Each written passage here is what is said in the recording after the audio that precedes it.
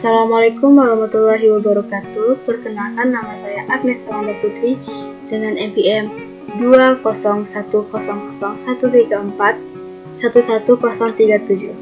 Di sini saya akan menjelaskan materi tentang ilmu pengetahuan sosial, dan di sini saya juga ingin melengkapi tugas dari teknologi informasi dan komunikasi. Yang pertama, saya akan menjelaskan tentang pengertian dan karakteristik ilmu sosiologi.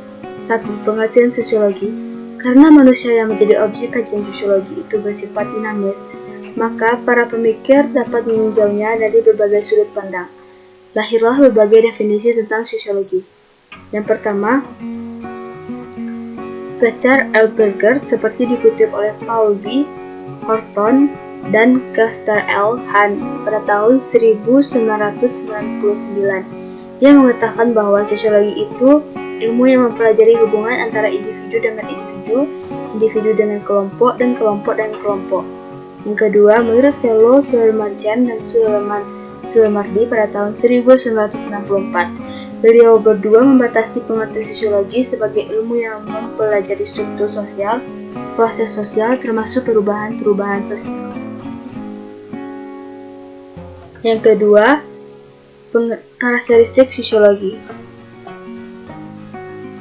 Menurut Harry M. Johnson, seperti dikutip oleh Suharjono Sudarsanto pada tahun 1989, karakteristik dibagi menjadi 4. Yang pertama, sosiologi bersifat empiris, artinya sosiologi itu mendasarkan diri pada observasi dan penalaran, bukan atas dasar wahyu atau hasil spekulasi. Yang kedua, sosiologi bersifat teoritis, artinya sosiologi berusaha memberi ikhtisar yang menunjukkan hubungan pernyataan atau proposisi secara logis. Yang ketiga, sosiologi bersifat kumulatif, artinya teori-teori sosiologi dibangun atas dasar teori yang sudah ada. Teori-teori baru yang lebih benar dan lebih luas, pada dasarnya merupakan penyempurnaan teori-teori yang sudah ada. 4. Sosiologi non-etis, artinya sosiologi bukan ajaran tentang tata susila. Para sosiolog tidak membicarakan apakah suatu tingkah laku sosial itu baik atau buruk. Tugas sosiolog adalah mengungkap atau menerangkan tindakan sosial sebagai fakta sosial. B. Pengertian fakta sosial. Fakta sosial adalah cara tindak, berpikir, dan merasa yang ada di luar individu dan sifatnya memaksa serta terbentuk karena adanya pola di dalam masyarakat. Artinya, sejak manusia dilahirkan, secara tidak langsung ia diharuskan untuk bertindak sesuai dengan lingkungan sosial, di mana ia dididik dan sangat sukar baginya untuk melepaskan diri dari aturan tersebut. Sehingga seseorang berbuat baik dari apa yang diharapkan oleh masyarakat, maka ia akan mendapatkan tindakan, koreksi, ejekan, celaan, bahkan mendapat sebuah hukuman. Sifat-sifat fakta sosial. Yang pertama, eksternal, artinya fakta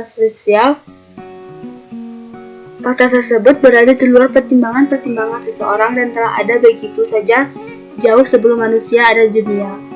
Yang kedua, koersif atau memaksa. Fakta ini memiliki kekuatan untuk menekan dan memaksa individu menerima dan melaksanakannya. Yang ketiga, menyebar atau umum. Fakta sosial itu bersifat umum atau tersebar secara meluas dalam suatu masyarakat. Dengan kata lain, fakta sosial ini merupakan milik bersama, bukan sifat individu perseorangan. Contoh fakta sosial. Contoh nyata mengenai fakta sosial dalam kehidupan sehari-hari dan ada di dalam kajian masyarakat antara lain sebagai berikut. Ritualisme agama. Ada beragam bentuk ritualisme dalam beragama. Misalnya, untuk seorang muslim melakukan sholat tepat pada waktunya. Untuk umat Kristiani melakukan sembahyang pada hari Minggu. Contoh ini adalah bagian dari fakta sosial dalam bentuk baku dan memaksa umatnya sebagai upaya membentuk ketakwaan kepada Tuhan yang menciptakan alam. Pengertian realitas. Konotasi umum dari realitas dalam kehidupan sehari-hari adalah kenyataan atau yang nyata Para pakar sosiologi di Indonesia juga menggunakan istilah realitas dan kenyataan secara bergantian dengan maksud yang sama. Dalam sosiologi, apa yang dimaksud dengan realitas sosial adalah sesuatu yang dianggap nyata dalam kehidupan sosial dan merupakan hasil konstruksi sosial. Pada paragraf pertama, kita sudah membaca bahwa konstruksi sosial melibatkan konsensus, interaksi, dan habituasi. Berger dan Luckman melihat ketiga proses ini penting untuk membentuk suatu menjadi nyata, real, fakta di mata masyarakat. Contoh realitas yaitu pada keluarga. Keluarga adalah realitas sosial. Lihatlah bagaimana keluarga kamu eksis Sebelumnya tentu saja tidak ada dalam keluarga ada norma dan nilai yang disepakati bersama. Misal keluargamu menyepakati bahwa nyolong duit itu tidak baik, minum dengan tangan kiri juga tidak elok, dan sebagainya. Tiba-tiba kamu lahir, tumbuh dan berkembang menjadi dewasa, kamu menerima keluargamu dan yang melarangmu untuk nyolong duit sebagai sebuah kenyataan. Padahal keluargamu beserta nilai-nilai yang eksis itu adalah produk kesepakatan, interaksi, dan habituasi. Dimulai sebelum kamu lahir dan barangkali masih berlangsung ketika kamu hadir. Pengertian tindakan sosial.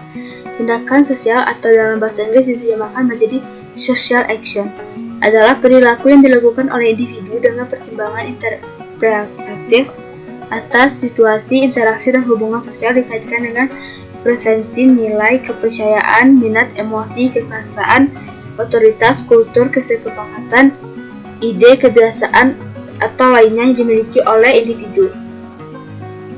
Contoh tindakan sosial. Sebagai contoh, kamu memiliki naik ojek untuk ke kantor ketimbang angkutan umum lainnya karena objek bisa menerobos gagang sempit agar lebih cepat sampai.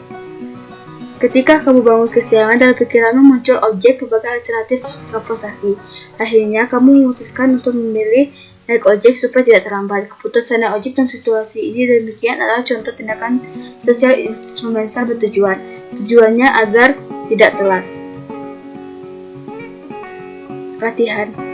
1. Sebutkan sifat-sifat sosial. 2. Jelaskan pengertian sosial. 3. Berikan contoh dari tindakan sosial.